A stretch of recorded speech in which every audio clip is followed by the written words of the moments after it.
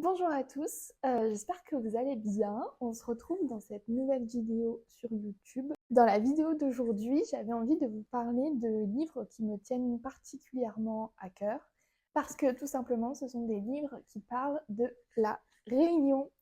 Pour celles et ceux qui ne savent pas, je suis réunionnaise et depuis que j'ai quitté la Réunion pour mes études en métropole, j'ai développer un intérêt sur l'histoire de l'île, oui, voilà, sur toute son histoire pour comprendre un peu d'où je viens. Et du coup, j'ai essayé un peu de lire des livres qui parlaient de la Réunion sur des sujets très spécifiques ou un peu plus vastes, on va dire. Et dans cette vidéo, du coup, je vais vous présenter les premiers livres que j'ai lus depuis que j'ai eu envie d'approfondir un peu mes connaissances là-dessus, c'est-à-dire 1 ou 2 ans, je dirais. J'en ai pas lu beaucoup. Il y a beaucoup de livres sur la Réunion que je dois lire, ou même tout simplement des auteurs réunionnais que je dois découvrir, mais on va dire que c'est un bon début. Le premier livre dont je voulais vous parler, en fait, il y a beaucoup de BD ou de romans graphiques dans ce que je vais vous présenter aujourd'hui. Je sais pas pourquoi, mais en fait, majoritairement, tous les livres que je lis sur l'histoire de la Réunion sont sous ce format-là. Mais je trouve ça bien, c'est ce qui me permet de lire des BD ou des romans graphiques et j'avoue que j'aime bien. Surtout pour raconter l'histoire sous cet angle, je trouve ça très intéressant et un peu plus. Ça rend la lecture un peu plus agréable dans le sens où c'est généralement des essais ou enfin de l'histoire, mais racontée avec des personnages fictifs. Ça, vu que l'histoire n'est pas toujours très glorieuse, ça peut être vite lourd et le fait d'avoir des dessins et tout, ça peut nous aider à rendre ça un peu plus agréable. Je sais pas si c'est clair ce que je dis, mais bref. Donc la première BD, c'est Aux archives des éditions Centre du Monde de Apollo et TM. Donc c'est en fait, je crois qu'ils étaient en résidence, les deux artistes, Apollo et TM, et ils ont décidé d'en faire un journal dessiné qui retrace les 3 siècles d'histoire de la Réunion en 12 petits épisodes. En fait, ce que je disais, ils ont réalisé une résidence de création aux archives départementales de la Réunion pour préparer un album de BD sur le 20 décembre 1848, qui est la date de l'abolition de l'esclavage à la Réunion. Et je l'ai lu d'ailleurs, ce livre, mais je pense que je vous le présenterai dans une autre vidéo. Je pense qu'il y aura plusieurs vidéos de ce type où je vous présenterai au fur et à mesure les livres que je fais. Et là, je ne peux pas tout vous présenter parce que sinon la vidéo va durer 1000 ans. Et du coup, ils en ont profité pour fouiller un peu partout dans les archives et pour aller chercher des choses qui n'avaient pas forcément de rapport avec le projet du 20 décembre 1848. Et ils en ont fait un journal. Donc à travers cette BD, ils retracent un peu l'histoire sous forme de mini-épisodes. Ça commence par exemple avec l'arrivée de Charles Baudelaire à La Réunion, qui qualifie de paradis. Je ne sais pas si vous savez, mais Charles Baudelaire a séjourné à La Réunion, il était tombé amoureux de l'île. Et il y a plusieurs de ses poèmes, il me semble, qui sont inspirés de La Réunion. Il y a un autre épisode, par exemple, qui parle de la période où la Réunion était anglaise. À l'époque, ça s'appelait l'île Bonaparte, et elle n'était pas française, elle était anglaise du coup.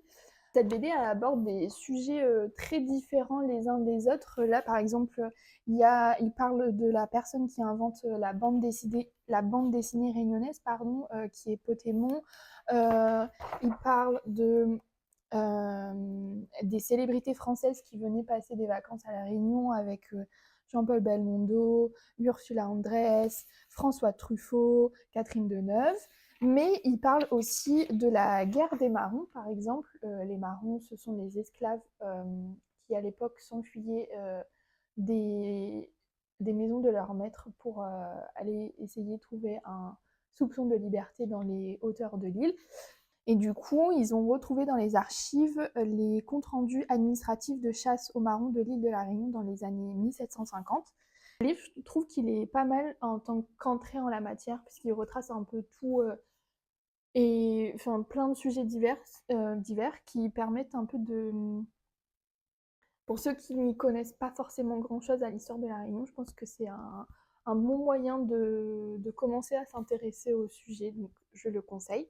Toujours dans les BD, c'est le dernier que j'ai lu, c'est une BD en 2 tomes par Huo Chaosi et Apollo aux éditions Equinox dans la collection Vent d'Ouest, il me semble. Celui-là, c'est le premier, Le Retour d'Ulysse. Et cette bande dessinée, elle est fictive, mais je dirais inspirée de faits réels, puisqu'elle retrace l'histoire des soldats poilus réunionnais qui sont partis à la guerre, à la Première Guerre mondiale, et qui sont retournés ensuite à La Réunion. Donc ça aborde la difficulté de retrouver une vie normale après avoir vécu la guerre.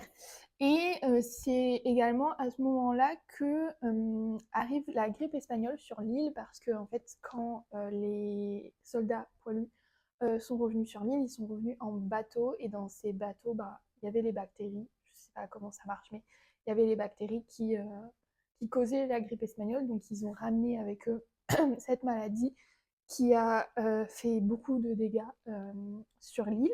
Aussi comment, au début, surtout, le gouvernement, et le gouverneur en tout cas, ignore la gravité de la situation avec la grippe espagnole, et du coup attend qu'il soit un peu trop tard et qu'il y ait déjà beaucoup trop de morts pour prendre une décision. C'est très intéressant parce qu'il y a aussi plein de petites choses qui sont dénoncées, notamment le racisme envers les personnes noires. Même si l'esclavage a été aboli, il y a des discriminations qui sont toujours ancrées dans la société réunionnaise à cette époque, et ça se traduit sur plein d'aspects. Il y a par exemple un soldat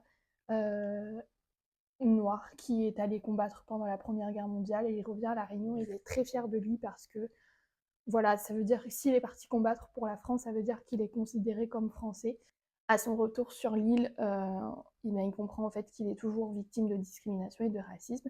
Donc ça parle aussi de l'impact psychologique que la guerre a eu sur les soldats, combien ont sombré dans l'alcool, dans la dépression. On parle souvent de la Première Guerre mondiale d'une manière très générale, même à l'école, tout ça, et je m'étais jamais attardée sur le sujet spécifique des soldats réunionnais qui étaient partis combattre pour la France.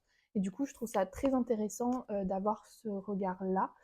Le prochain livre dont je voulais vous parler, il s'agit d'un essai de Françoise Vergès qui s'appelle Le ventre des femmes, capitalisme, racialisation et féminisme, qui est basé sur le fait que pendant les années 60-70, l'État français a encouragé l'avortement et la contraception dans les départements d'outre-mer, alors même que c'était interdit en métropole. C'était expliqué par le fait que le gouvernement français trouvait que la Réunion était trop surpeuplée et qu'elle craignait, je ne sais pas, certainement un soulèvement de la population comme ça avait pu être le cas à Madagascar ou à l'île Maurice avant, pour proclamer l'indépendance de l'île. Et du coup, ils ont eu peur de ça, et ils ont exercé, on va dire, une politique très dure. C'est plus précisément dans les débuts des années 70, il me semble, des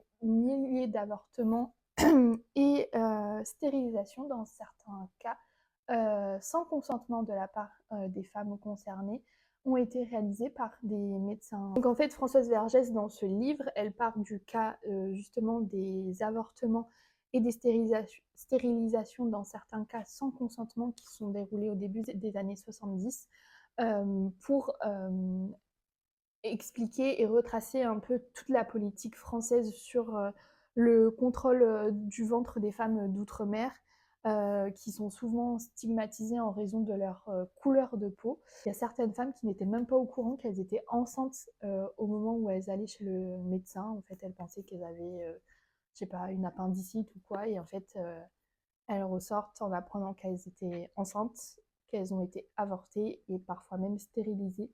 Ce livre est assez lourd et conséquent. Je pense déjà avoir certaines connaissances sur l'histoire de l'île pour pouvoir le lire parce que c'est assez complet, il y a plein de détails, mais c'est aussi super intéressant de voir en fait, comment les femmes d'outre-mer et celles de la Réunion en général sont traitées depuis l'esclavage en fait.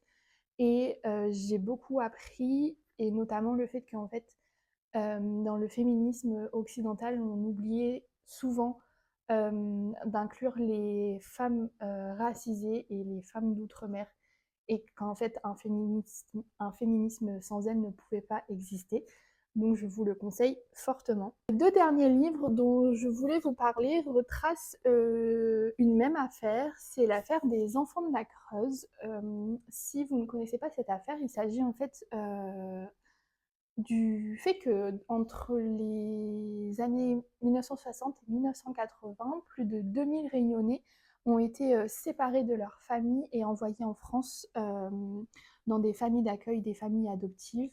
Ça retrace l'histoire de ces enfants à qui on avait promis une vie meilleure, mais dans la plupart des cas, c'était pas forcément une vie meilleure. On va le voir à travers ces livres. Euh, on avait souvent menti aux familles, où on leur avait dit que leurs enfants reviendraient. On avait profité de l'alphabétisation de certaines familles pour leur faire signer des documents sans forcément qu'ils comprennent ce qui se passe.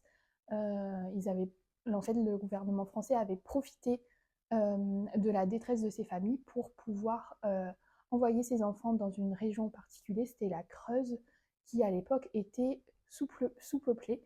Donc c'était vraiment, comme on en a parlé dans ce livre, c'est vraiment euh, combattre la surpopulation réunionnaise, mais dans ce cas-là, pour repeupler d'autres régions françaises. Le premier livre, il s'agit d'une enfance volée, et il s'agit d'un enfant justement qui a été séparé de sa famille et envoyé dans la Creuse, Jean-Jacques Martial, qui, à travers ce livre, qui est une autobiographie du coup, retrace son histoire, les conséquences psychologiques et physiques que ça a eu sur lui, parce qu'il n'a pas eu une vie facile, honnêtement.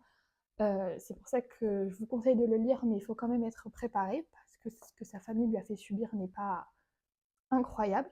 Et donc, il retrace tout ça, comment lui, il a vécu, et je trouve ça super intéressant d'avoir du coup le témoignage d'une personne qui a traversé ça. Ce récit a été publié en 2003, et c'est ce qui a permis un peu de mettre ce scandale aux yeux de tous, je dirais. Il fait partie des personnes qui se sont battues pour que l'État vote pour une résolution mémorielle reconnaissant sa responsabilité à l'Assemblée nationale en février 2014. Alors que les faits se sont déroulés entre les années 60 et 80, il y a eu un très très très long chemin. J'avais rencontré, ce monsieur était venu dans mon lycée, mais du coup je pense en 2014-2015, à l'époque où ça avait été, on va dire, reconnu par l'État français.